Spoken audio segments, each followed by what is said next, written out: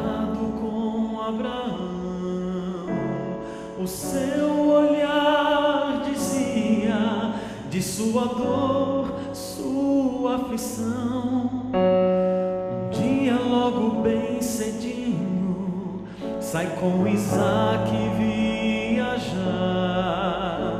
Nenhum dos dois escondia a angústia e o pesar. Em casa a mãe sozinha pôs-se de joelhos a orar.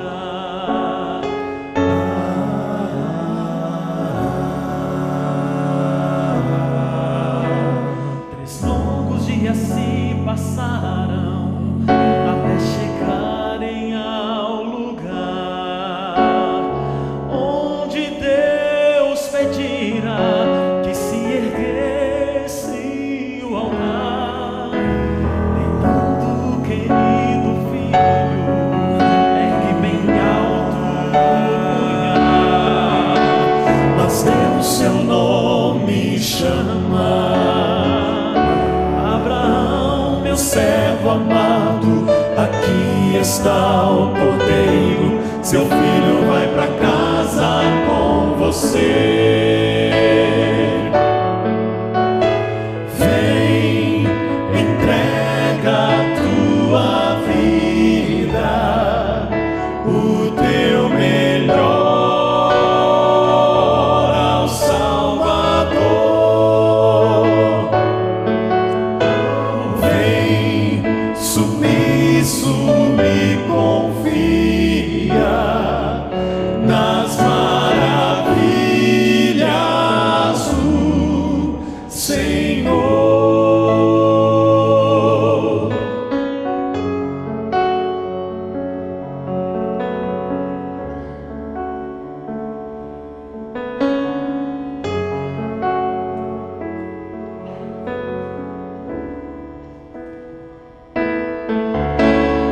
Voltou completa a alegria e o coração obedeceu.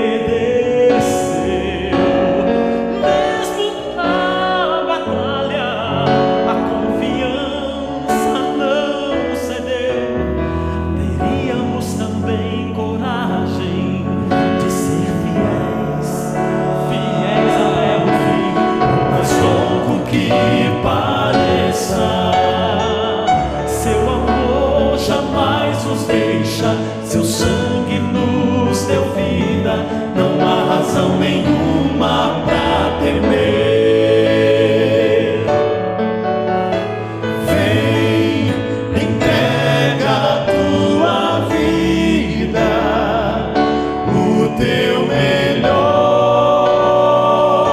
ao Salvador. Vem, submisso e confia nas maravilhas do Senhor. Vem, entrega a tua vida, o teu melhor ao Salvador. Vem, submisso e confia nas maravilhas do Senhor.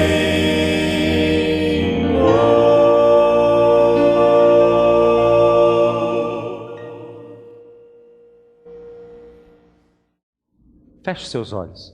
Deus amado, muito obrigado, Senhor, porque o Senhor é Deus maravilhoso, é Deus real, que toca a nossa mente, o nosso coração, porque o Senhor tão maravilhosamente compreende os nossos problemas, compreende as nossas frustrações, porque o Senhor tão maravilhosamente interpreta os nossos sentimentos, pensamentos e desejos.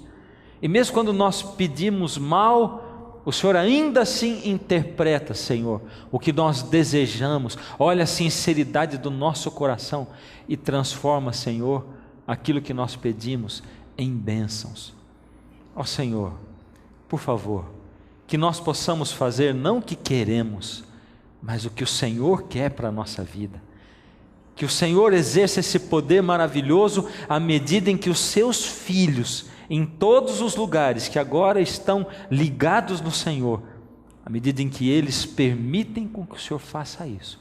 Em nome de Jesus. Amém. Esses dias nós temos, nos últimos programas, conversado a respeito do batismo do Espírito Santo. E a gente tem dito algumas coisas a respeito dele, mostrado na Bíblia, não é?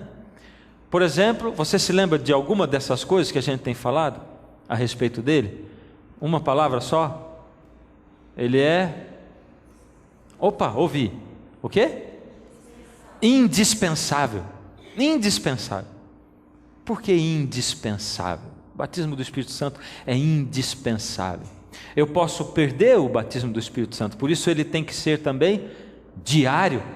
Ele não só é indispensável, como é diário, ou seja, ele é tão indispensável que todos os dias eu preciso com Deus renovar o batismo do Espírito Santo que eu recebi um dia, porque senão eu posso apagar o Espírito na minha vida, o fogo do Espírito na minha vida.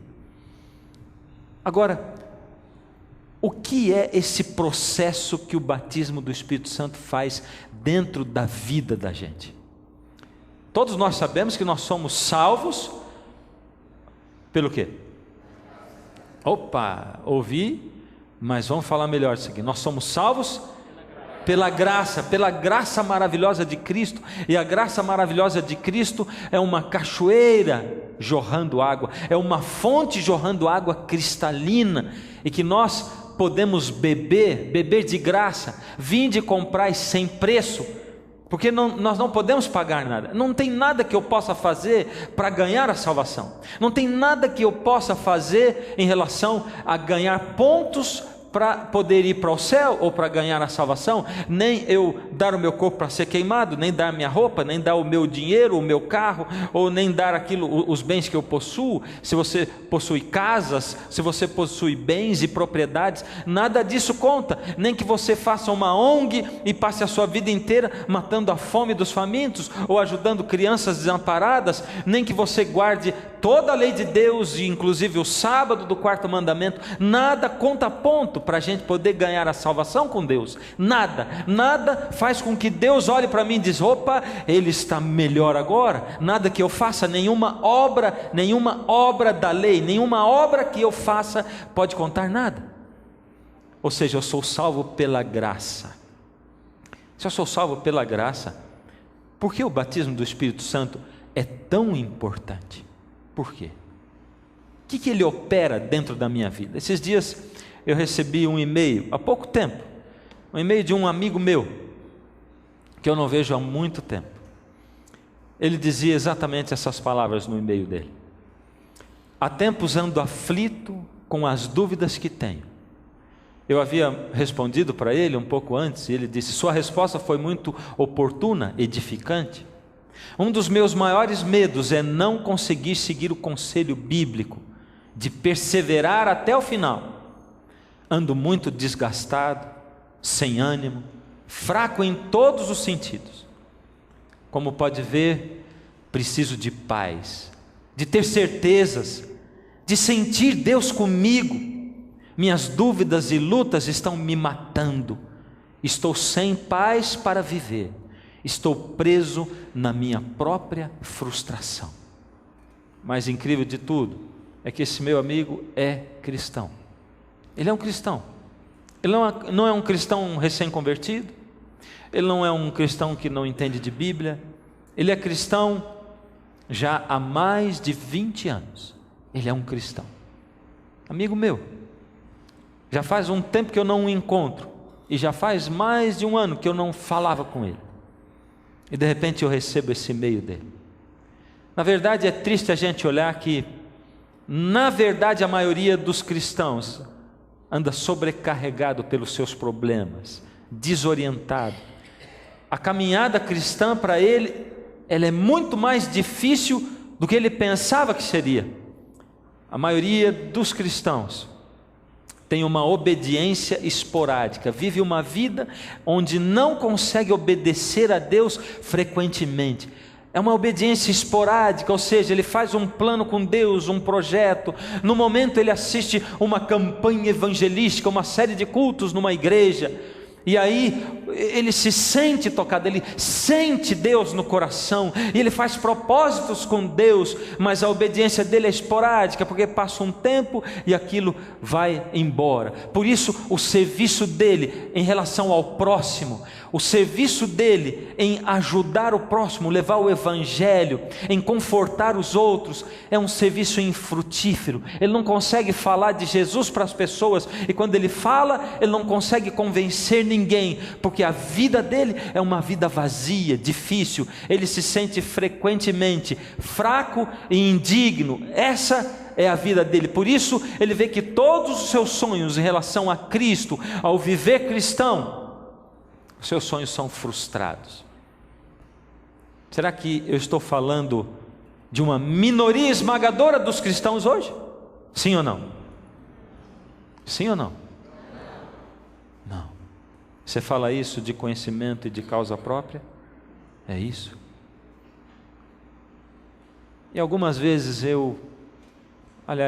algumas não, muitas vezes na minha vida, de pastor, de membro da igreja, eu me perguntei, lá no fundo do meu coração, clamando a Deus, dizendo: Senhor, para que eu prego o evangelho? Para quê?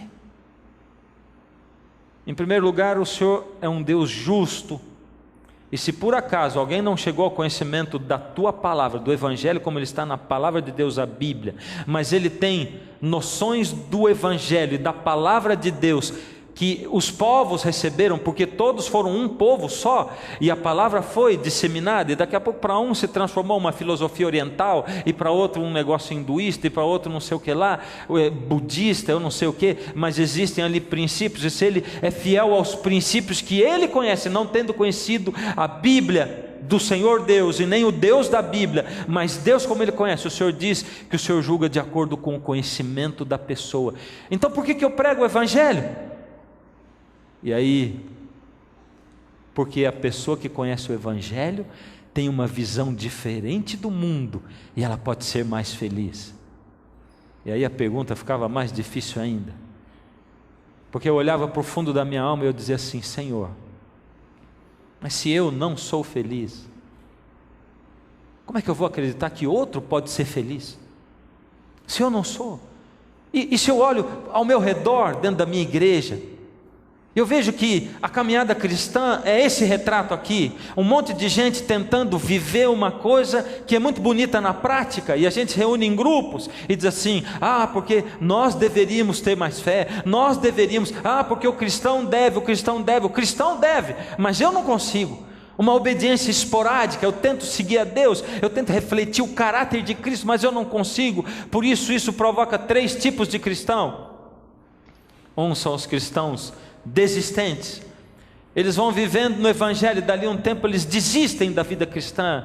Eles dizem: é impossível ser cristão. Os cristãos esforçados, aqueles que vivem se esforçando, eles creem na palavra, eles se esforçam para viver, para refletir o caráter de Cristo na sua vida, lá do seu interior, mas ele não consegue, para transmitir para as pessoas e para si mesmo, porque eles precisam, os sinceros precisam de confirmação para eles mesmos. Os cristãos sinceros, os seres humanos sinceros, olham para dentro da sua alma, olham no espelho e se perguntam muitas vezes: Senhor, se eu prego o cristianismo, por que eu não consigo viver o cristianismo? Como é que eu vou dizer para alguém: isso é bom para você, se em mim não faz efeito? É um remédio que eu tomo e que se esvai, ele se esvai no meu suor, na minha urina, ele se esvai, Senhor, eu não consigo viver o cristianismo. E um terceiro tipo de cristãos, que vai ser apresentado ali para frente. Eu quero descrever para você o desistente, como é a caminhada do desistente. Em primeiro lugar, ele vai a um culto, ou aos cultos na igreja dele. Aí eles se emocionam, sentem aquela emoção, é Deus, eu sinto Deus. Nós nos baseamos muito na emoção. Eu sou pastor, Por isso muitas pessoas chegam para mim e dizem assim: pastor, sabe, eu tive uma época na minha vida em que eu estava muito bem com Deus, sabe pastor, eu sentia Deus perto de mim, eu sentia Deus agindo na minha vida, mas ultimamente eu nem leio a Bíblia. Sabe por quê? Eu não sou falso, e se eu não sinto Deus em mim, eu não sinto vontade de ler a Bíblia, eu não sinto. Então pastor, eu não sou hipócrita, eu não tenho como ler a Bíblia, nem como orar, nem a igreja, eu não sinto. Quando eu sinto a Deus, eu me emociono, está tudo bem, não é verdade? Quando não, não. Eu vou dizer um negócio para você, que eu tenho aprendido a duras penas. É obra-prima do inimigo fazer você sentir que está tudo bem, quando está tudo mal. E a obra-prima dele fazer você sentir que está tudo mal, quando está tudo bem. Nós não podemos nos basear pelos sentimentos simplesmente, porque na vida cristã nós temos razão e sentimento. O Senhor Deus aceita e se relaciona conosco assim. Aliás, nós nos relacionamos assim entre marido e esposa, entre pais e filhos, pela razão e pela emoção, pelos sentimentos. Mas se eu me deixar guiar só pela emoção, eu vou escolher a pessoa errada para eu me casar. Eu tenho que usar a razão, e mesmo que eu esteja apaixonado por alguém que eu vejo que não vai dar certo comigo, eu vou precisar usar a minha razão e colocá-la acima da minha emoção para afastá-la. Por isso, quando eu encontro Deus, razão e emoção se unem, razão e emoção, e eu explodo de alegria e de regozijo. Como é bom ter Deus na minha vida. É maravilhoso quando a razão e a emoção se unem, mas num momento a emoção vai dar uma volta, e é sempre assim. Quando a gente casa é assim. Quando vem o dia a dia, né? Quando vem a monotonia, quando você deixa na monotonia, cai o relacionamento na monotonia. Mas quando você tem que viver com a outra pessoa, não só os momentos de namoro, no namoro cada vez você encontra os dois cheirosinhos, arrumadinhos, bonitinhos. No casamento não, quando você levanta de manhã, o hálito do outro não é tão agradável, e nem aquela chapinha foi feita direito ainda, não é verdade? Então é diferente. A gente tem que compartilhar momentos de trabalho pesado dentro de casa, trabalho lá fora. A gente tem que compartilhar momentos cansados. Puxa, eu nunca vi você tão cansado assim. Toda vez que a gente se encontrava, quando namorava, você estava tão disposto. O sentimento, a paixão, ela nos abandona um pouco. Aí tem que ficar o amor, razão, e ele vai crescendo. Não pode deixar de ser apaixonado pela esposa. Presta atenção, tem que vir a paixão, tem que deixar a paixão, uma paixão madura, baseada no amor. A paixão única, ela é egoísta, sozinha ela é egoísta. É eu estar com você por causa de mim, não por causa de você. O amor não, o amor pensa no outro, ele não pensa em mim. Eu penso em você, em fazer você feliz, é assim. Então a emoção vai embora, e aí eu fico só com a razão. E aí eu sei que Deus agiu na minha vida, eu sei que Ele me chamou, eu sei que Ele fez muitos milagres na minha vida, eu sei que Ele é um Deus real, e que vive hoje, que age hoje. Eu não estou sentindo, pouco me interessa se eu estou sentindo ou não. Eu sei em quem eu creio, e eu sei que Ele é poderoso para guardar a minha vida eterna até o final. Eu sei que esse sentimento, a emoção, ele vai voltar, e quando ele voltar vai ser um regozijo, uma glória. Mas nesse tempo eu não posso abandonar Deus. Eu estou firme do lado de Deus, porque Deus não me abandona. Então eles vão ao culto, eles se emocionam. Os desistentes são batizados, eles são batizados, eles fazem um compromisso com Jesus, e depois de serem batizados, eles não têm comunhão com Deus, porque eles não têm tempo para gastar com Deus. Eles acharam que o batismo era tudo, eles acharam que a vida cristã era que nem um conto de fadas, era que nem um filme romântico na TV. Filme romântico na TV é tudo igual, é verdade ou não é? É uma moça solteira, muito bonita, desimpedida, e não sei porque ninguém casou com ela ainda, porque ela é a pessoa melhor do mundo e a mais bonita do mundo também, mas ninguém casou com ela, nem namorou, não deu certo com ninguém ainda. E o pior de tudo, coitadinha, está sempre num cantinho. Ninguém acha que ela é bonita, mas ela é bonita, você está vendo? É verdade ou não é? Aí ela acha um camarada na mesma condição que ela, ele é solteiro, desimpedido, muito bonito também, ninguém casou com ele ainda, ele é puro de coração, e de repente eles se encontram. Você está torcendo por aqui, quando encontra, que maravilha, eles vivem, aquilo é um conto de fadas e tal. No final, antes do final, geral, tem que ter um momento em que eles passam por uma crise, né? Que é para dar uma emoçãozinha no fim. Todos eles são assim, diz assim, agora é a crise, se separa, aí diz, não vai dar mais certo. Você sabe que vai dar, porque filme romântico é assim mesmo, né? Mas você gosta de assistir, então é assim. Aí eles voltam de uma forma miraculosa, tudo se resolve, e aí eles terminam onde? No altar, casamento, felizes para sempre. Felizes para sempre? No fim? No fim não, o casamento não é o fim, é o começo. Agora que vai começar tudo. O amor de verdade vai começar agora. E a gente acha que a vida cristã é assim também. Então a gente não tem que gastar tempo com Deus, não tem que gastar tempo com as coisas de Deus, nem com a palavra de Deus, nem em oração, e nem no testemunho, nem em ajudar as pessoas. E a gente acha que o batismo foi o fim de tudo. Agora eu me batizei, o meu batismo foi o dia mais feliz da minha vida. E tem um monte de gente que fala pra gente assim, pastor, o dia mais feliz da minha vida, o dia espiritual, o tempo espiritual melhor da minha vida foi o batismo. Que pena. O dia em que você nasceu na fé foi o dia melhor espiritualmente para você. É como se você dissesse, pastor, o dia mais feliz da minha vida que eu me lembro foi o dia que eu nasci nesse mundo. Você não lembra nem do que estava acontecendo. Espiritualmente você nem existe quase, você está sendo gerado espiritualmente. O batismo não pode ser o dia espiritual mais forte da sua vida, ele é o começo da sua vida, mas eles não têm comunhão com Deus, não têm tempo, por isso eles não recebem o batismo diário do Espírito Santo. Eles têm dificuldades na vida, chegam, aí eles começam, por causa das dificuldades na vida cristã, eles começam a calcular o custo. Depois de servir a Cristo é muito difícil, eu tive que deixar isso, eu tenho que deixar aquilo, puxa, agora eu tenho que fazer aquilo outro, agora aquilo outro. Eles não estão apaixonados, sabe? É a moça que casou, ela disse que amava o marido, mas agora está dizendo assim, não, está casado é bom, sabe, porque eu tenho que trocar muita fralda, eu tenho que lavar louça, eu tenho que limpar a casa, ainda tenho que trabalhar fora, sabe, o meu marido me ajuda também, mas sabe, na hora de dar mamar, ele não consegue dar o mamar, eu que tenho que dar, então eu que tenho que atender a criança. Essa vida é muito difícil, vida de casado. Começa a calcular o custo, calcula o custo de aceitar Jesus, e aí eles desistem, eles são os desistentes. Tem um segundo grupo, é o grupo dos esforçados. Os esforçados, eles vão ao culto também, e lá no culto eles se emocionam, eles também são batizados. Depois de batizados, eles tentam uma comunhão com Deus. Ela não é constante, é assim, um dia sim, um não, um sim, dois não, um sim, três não. É uma proporção mais ou menos assim. Aí vai 10 não e um sim, 20 não e meio sim. Sabe como é que é? Assim, tentam uma comunhão. Eles não receberam o batismo do Espírito Santo, porque eles não gastam tempo com Deus, e para o batismo diário do Espírito Santo tem que gastar tempo com Deus. As tentações vêm, os problemas da vida vêm, eles são pegos nessas tentações e nesses problemas, os sofrimentos chegam, os problemas da vida, aí eles fracassam espiritualmente. A tentação, eles dizem, é forte demais, eu não suporto isso, porque eu gosto demais disso, eu sou tentado justamente naquilo que eu gosto mais. Eles também ficam calculando o custo, eles, meu Deus, está sendo muito difícil ser cristão. Eles decidem lutar, eles não desistem, eles são esforçados, não, eu vou lutar, e eles permanecem na igreja, eles estão ali, porém eles continuam fracassando, e fracassando, e fracassando, e caindo, e levantando, e caindo, e levantando. Esses esforçados, eles têm as expectativas deles frustradas para a vida cristã, porque um dia eles sonharam em ser cristãos, e alguém disse para eles, vem para Cristo, porque Cristo resolve os seus problemas.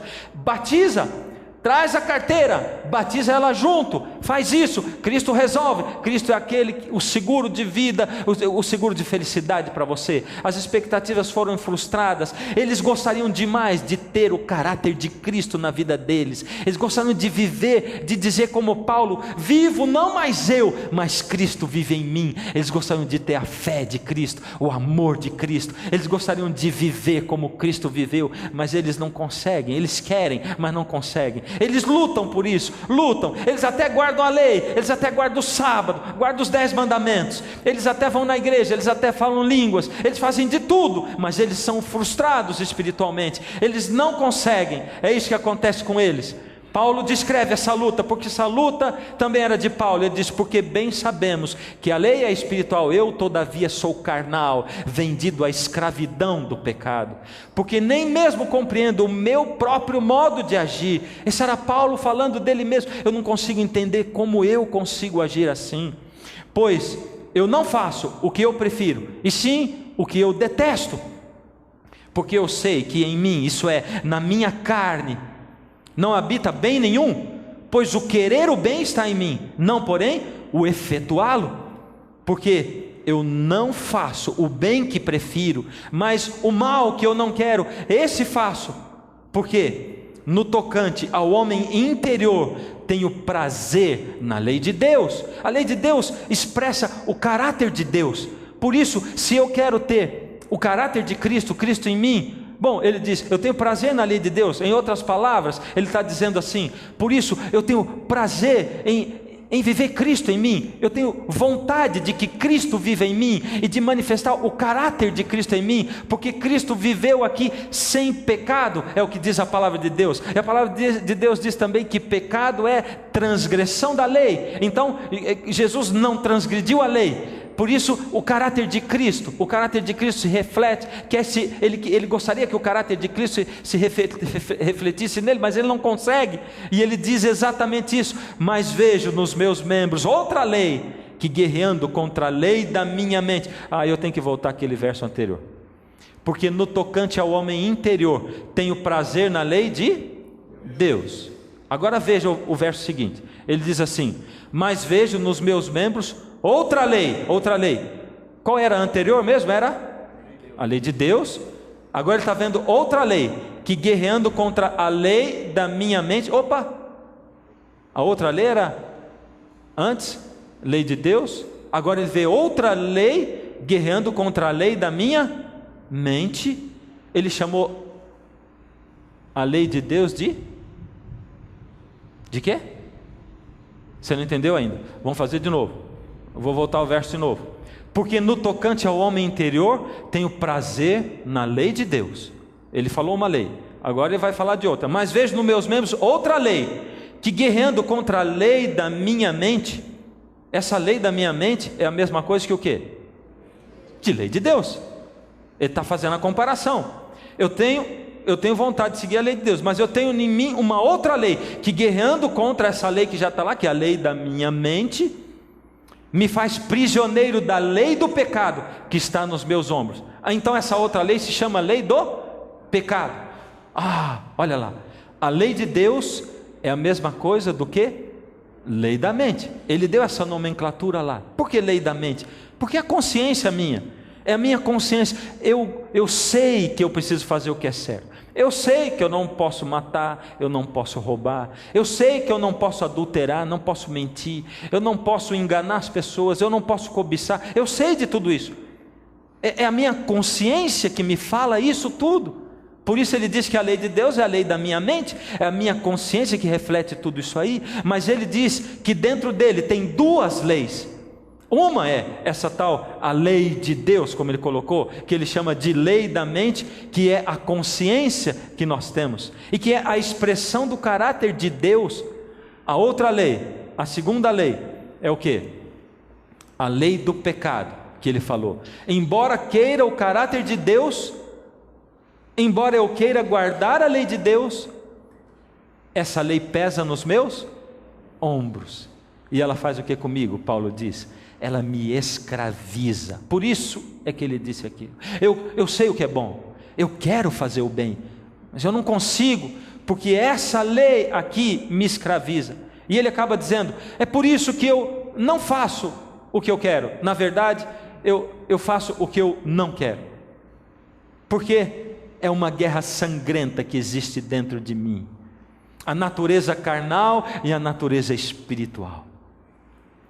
Eu já disse isso algumas vezes, mas um teólogo muito famoso, chamado Morris Vender, ele diz assim, todos nós nascemos com a natureza carnal e a espiritual. A natureza espiritual é um cachorrinho poodle, e a natureza carnal é um Rottweiler terrível. Bem, a natureza espiritual, que é o cachorrinho poodle, pode vencer a natureza carnal, que é o Rottweiler. Para que isso aconteça, você só tem que dizer, pega. Só isso. Aí sabe o que o poodle faz? Ele abre um bocão desse tamanho, e ele engole o Rottweiler de uma vez só, e o Rottweiler some. Como é que você diz, pega. Espiritualmente, como é que faz isso? Eu vou falar daqui a pouco. Tem que assistir o programa até o fim para saber o que é. Porém, no outro dia, os 2 cachorros aparecem de novo. No dia em que você não disser, pega, o Rottweiler engole o Poodle. Deu para entender? Deu, não deu? É uma guerra sangrenta. É a guerra do meu amigo que escreveu o e-mail para mim, mas ela também é a sua guerra. E é a guerra do apóstolo Paulo, porque ele descreveu isso. Essa é a minha guerra diária. É a luta, é a única luta que eu posso lutar. É a luta da comunhão. A luta da comunhão com Deus. Eu digo pega para o cachorrinho poodle quando eu tomo tempo para me ajoelhar diante de Deus, para ler a palavra de Deus, e quando eu oro, eu falo com Deus, e quando eu leio a Bíblia, Deus fala comigo, e eu me comunico com Ele, e Ele é um Deus real para mim, e Deus fortalece a minha alma, e quando eu faço isso, eu clamo a Deus pela renovação do batismo do Espírito Santo, pelo batismo diário, a cada dia, e aí Deus de novo me batiza, e isso é dizer para o cachorrinho poodle o quê? Pega. Olha só o que Paulo fala: infeliz homem que sou, quem me livrará desse meu corpo que me carrega para a morte?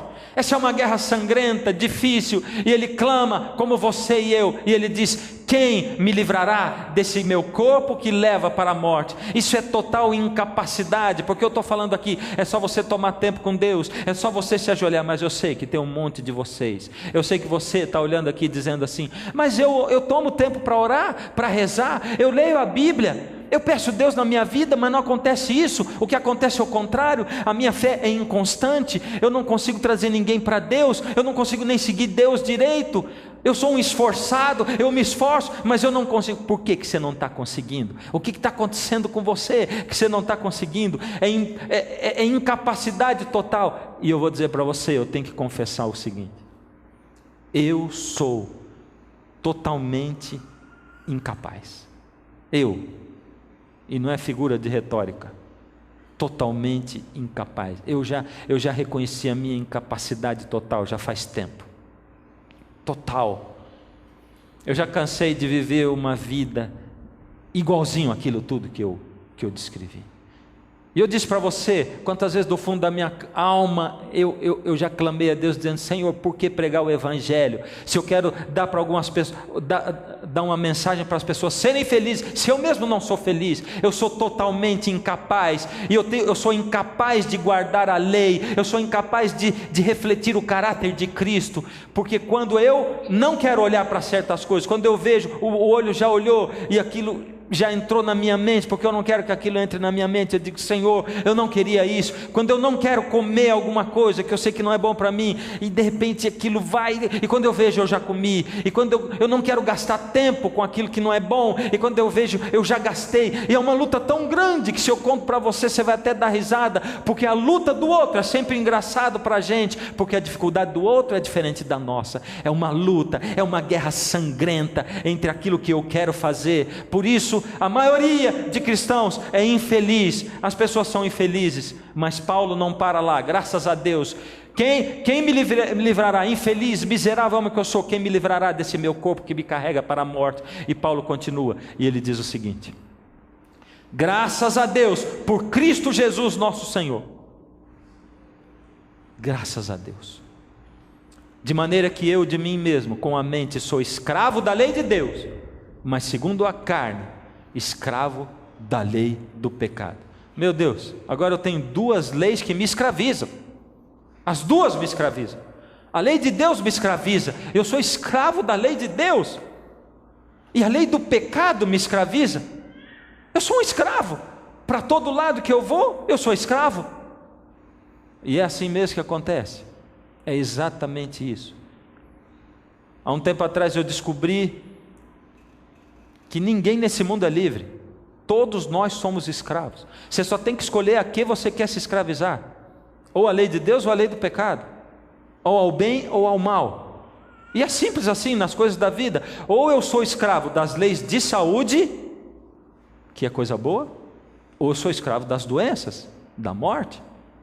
É simples assim. Ou eu sou escravo das leis de trânsito, que me protegem, ou sou escravo dos acidentes e até da morte também. Ou eu sou escravo do amor de uma única pessoa, ou eu sou escravo da solidão, porque quem tem muitos ou muitas morre solitário, e você sabe assim.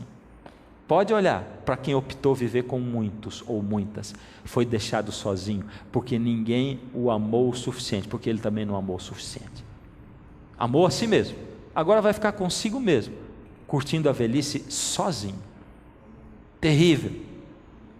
Eu sou escravo, ou escravo da lei do pecado, ou da lei de Deus. E agora ele continua: agora, pois, nenhuma condenação há para os que estão em Cristo Jesus. Já 2 vezes eu queria ter ouvido um amém aqui que eu não ouvi, viu? Que coisa tremenda. Agora, pois, nenhuma condenação há para os que estão em Cristo Jesus. Primeiro ele clama dizendo assim: miserável homem que eu sou, quem me livrará desse meu corpo que me carrega para a morte, porque eu quero fazer o certo, mas eu faço errado. Ou eu sou escravo da lei de Deus, que me vive dizendo o que eu fazer, ou sou escravo da lei do pecado, e o pior é que eu nem consigo fazer o que eu quero, eu não consigo fazer o que a lei de Deus manda, eu não consigo refletir o caráter de Cristo. Quando eu vejo, eu já pequei. Mas ele diz: agora, pois, nenhuma condenação há para os que estão em Cristo Jesus. Amém? Nenhuma condenação. E isso quer dizer o seguinte: quer dizer que a vida cristã ficou fácil. Eu posso pecar. É ou não é? É ou não é?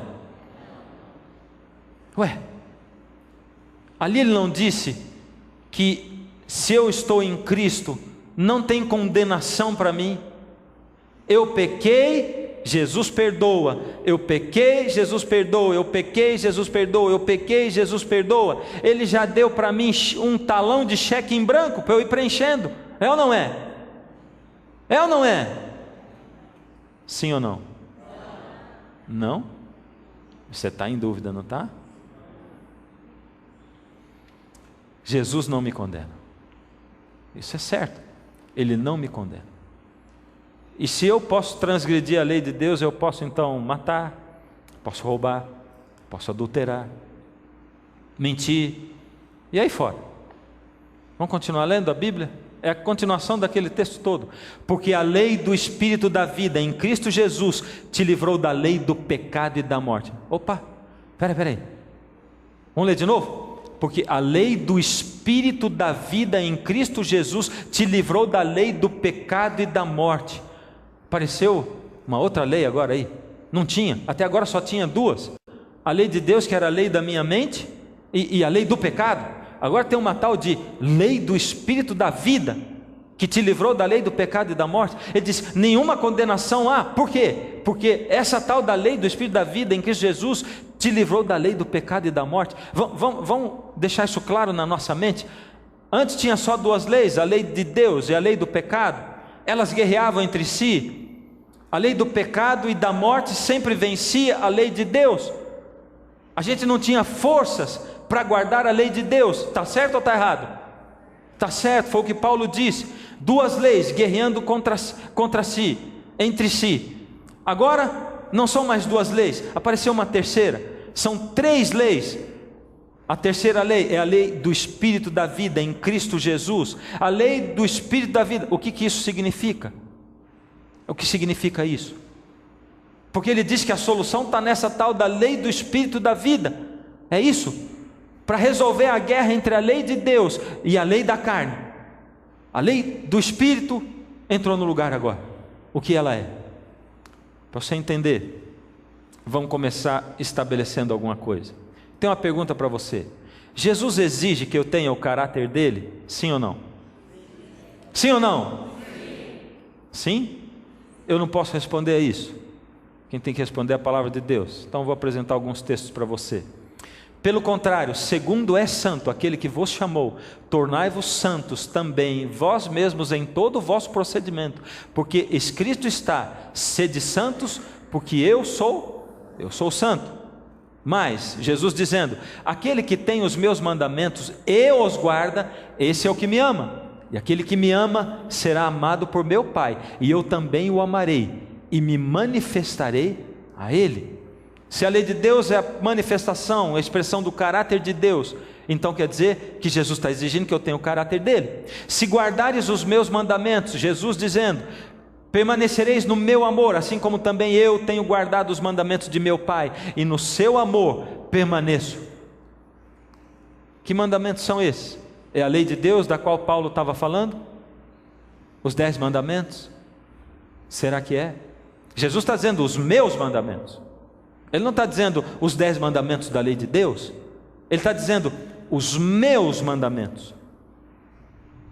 Eu quero que você entenda um pouquinho o que são os mandamentos de Jesus. Eu vou fazer um parênteses. O que são os mandamentos de Jesus e o que são os mandamentos da lei de Deus? Vamos entender isso aqui certinho? Vamos lá.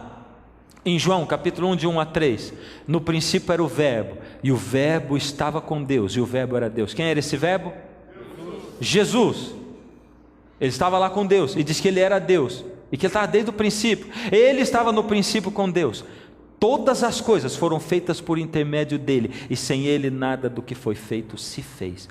Uau, aí está dizendo que Jesus estava com Deus, ele era Deus desde o princípio, e que todas as coisas foram feitas por intermédio de quem? De Jesus. Todas as coisas foram feitas por intermédio dele, sem ele nada do que foi feito se fez.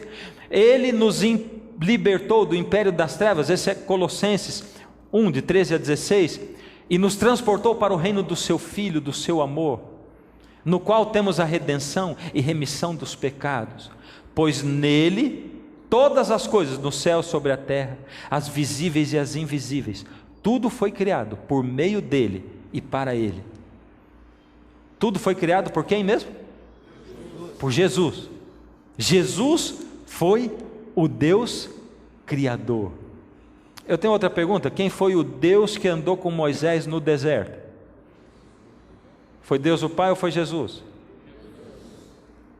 Você está respondendo timidamente, né? A Bíblia tem que responder para nós. Disse Moisés a Deus, Deus apareceu para Moisés, uma sarça pegando fogo, e Moisés conversava e ele disse, não pega fogo, e Deus falou com Moisés, é o que diz a palavra de Deus. Eis que quando eu, Deus, vier aos filhos de Israel e lhes disser, Moisés dizendo, quando eu vier aos filhos de Israel e lhes disser, o Deus de vossos pais me enviou a vós outros, e eles me perguntarem, qual é o seu nome? O que eu vou dizer a eles? Moisés está dizendo, Senhor, o Senhor está me mandando tirar o povo do Egito, mas quando eles perguntarem, mas qual é o nome do Deus que você está falando? O que eu vou dizer para eles? Qual é o nome? Disse Deus a Moisés, eu sou o que sou. Disse mais, assim dirás aos filhos de Israel, eu sou, me enviou a vós outros. Deus falou que o nome dele era o quê? Eu sou. Agora pergunto para você, quem é o Deus eu sou? Quem é o Deus eu sou?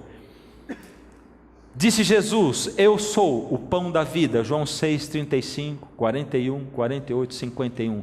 Disse Jesus, eu sou a luz do mundo, em João 8, 12 e João 9, 5. Jesus também disse, eu sou a porta, João 10, 7 e 9, a porta do aprisco. Jesus disse, eu sou o bom pastor, em João 10, 11 e de 14 a 15 também. Jesus disse, eu sou a ressurreição e a vida, em João 11, 25. Jesus disse, eu sou o caminho, a verdade e a vida. Eu só pude pôr alguns, porque não dá para pôr todos. Jesus disse, eu sou a videira verdadeira. Será que Jesus estava querendo dizer, eu sou, porque ele estava querendo dizer, presta atenção vocês, filhos de Israel, porque eu sou o Deus, eu sou. Eu sou o Deus de lá do Antigo Testamento. Será que ele estava querendo dizer isso? Por isso é um tanto de vezes ele dizendo, eu sou, isso é só coincidência? Então, para não ter dúvida que aquilo é coincidência, por isso eu vos disse, Jesus dizendo, que morrereis nos vossos pecados, porque se não credes que eu sou, morrereis nos vossos pecados. Eu sou. Eu sou. Jesus disse em outra ocasião, antes que Abraão existisse, eu sou. Eu sou. Simples. Jesus é o Deus eu sou. Jesus é o Deus eu sou. Foi o Deus eu sou que deu a lei dos 10 mandamentos para Moisés no deserto ou não? Então, foi o Senhor Jesus que deu os 10 mandamentos. E se foi o Senhor Jesus que deu os 10 mandamentos, quando ele diz assim: se me amais, guardareis os meus mandamentos. Presta atenção nesse verso, João 14, do 1 em diante. Jesus diz: voltarei. Tá, voltarei, porque são dois tipos de voltarei lá. O primeiro diz assim: não se turbe o vosso coração, credes em Deus, crede também em mim. Verso 2: na casa de meu pai há muitas moradas, se assim não fora, eu vou-lo teria dito, pois vou preparar-vos lugar. Verso 3: e quando eu for e vos preparar lugar, voltarei e vos receberei para mim mesmo, para que onde eu estou, estejais vós também. Jesus está dizendo: eu vou para o céu, mas vou preparar lugar, e eu vou voltarei para levar você comigo. Esse é um tipo de voltarei. Esse é João 14, de 1 a 3. Um pouquinho mais adiante tem o segundo voltarei, no João 14 mesmo, é o segundo tipo de voltarei. E Jesus diz, João 14, 16: eu rogarei ao Pai, e Ele vos dará outro Consolador, a fim de que esteja sempre convosco. E Ele diz: o Espírito da verdade, que o mundo não pode receber, porque não o vê, nem o conhece, vós o conheceis, porque Ele habita convosco agora, antes do Pentecostes, mas depois do Pentecostes, Ele estará em vós. O que Ele diz agora? Não vos deixarei órfãos, voltarei para vós outros. O primeiro voltarei era que Jesus ia voltar do céu para nos buscar. E esse segundo voltarei, o que é? Eu vou voltar para habitar dentro de você, através do meu Espírito Santo. Isso é batismo do Espírito Santo, puro. É o Espírito Santo habitando em mim, e a missão do Espírito, segundo diz a palavra de Deus, o próprio Senhor, Ele não falará de si mesmo, o Espírito Santo não fala dele mesmo, Ele fala de Jesus, e Ele imprime a lei de Deus, o caráter de Jesus dentro do meu coração. Por isso, 1 Coríntios 6,19: acaso não sabeis que o vosso corpo é santuário do Espírito Santo, que está em vós, o qual tendes da parte de Deus, e que não sois de vós mesmos, porque fostes comprado por preço. Agora, pois, glorificai a Deus no vosso corpo. O Espírito de Deus habita aí, glorifique a Deus no seu corpo. Romanos 7,24, Paulo tinha se declarado: impotente, quem vai me livrar desse meu corpo que me leva à morte? A lei do pecado guerreava contra a lei de Deus, e de repente ele exclama e ele diz: graças a Deus por Cristo Jesus, graças a Deus por Ele. Romanos 8, 1 e 2, Romanos 8, 1 e 2 diz o seguinte: eu estou em Jesus, e Jesus está em mim. E Ele implanta em mim a lei do Espírito da vida. A lei do Espírito da vida é o batismo do Espírito Santo. Ou seja, a única maneira de eu refletir o caráter de Jesus é tendo no meu coração, na minha vida, o batismo do Espírito Santo. Então hoje, meu convite é diferente. O quarteto vai cantar a última música. E se você deseja isso, durante a música do quarteto, num momento, você vai se levantar e vai ficar em pé aí, não vai precisar vir aqui à frente hoje. Fácil, não é? Não é fácil não, porque Deus está olhando você, e Ele vê o seu coração. Só levanta se você realmente deseja que Cristo viva em você e não você mais. Se você deseja não mais fazer a sua vontade, mas a de Deus. Se você deseja que isso seja feito em você, porque eu e você não podemos fazer isso. Que Deus possa imprimir, inscrever a lei dele na sua vida.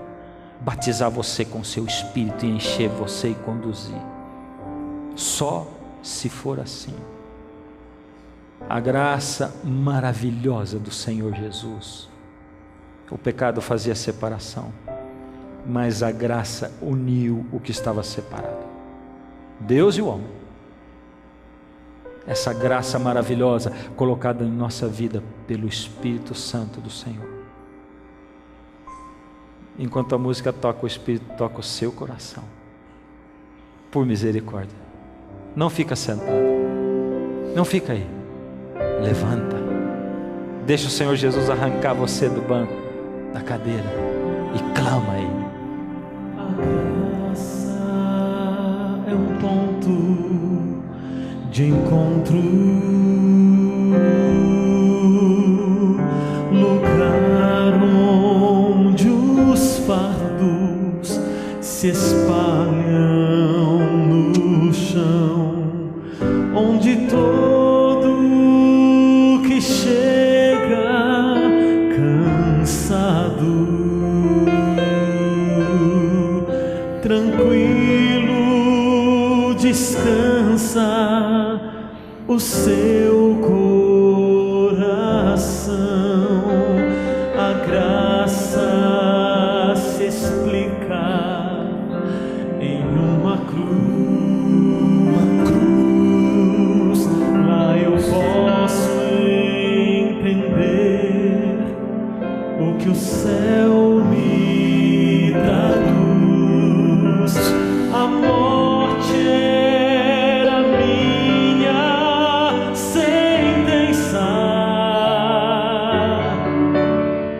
mas agora sou livre em Jesus.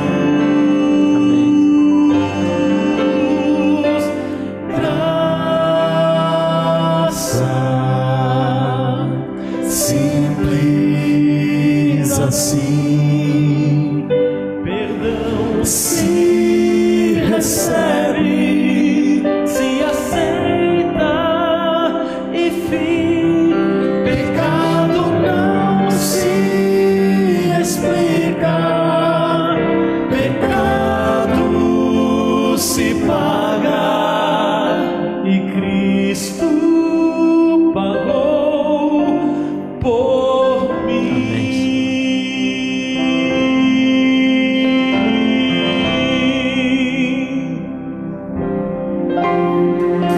Havia imensa separação, separação entre a raça caída e o Deus do perdão, mas a graça fechou o abismo e sem hesitar estendeu-nos a mão, mostrou-nos a estrada de volta à casa do Pai, onde iremos morar. Nos dá esperança que move a certeza que Cristo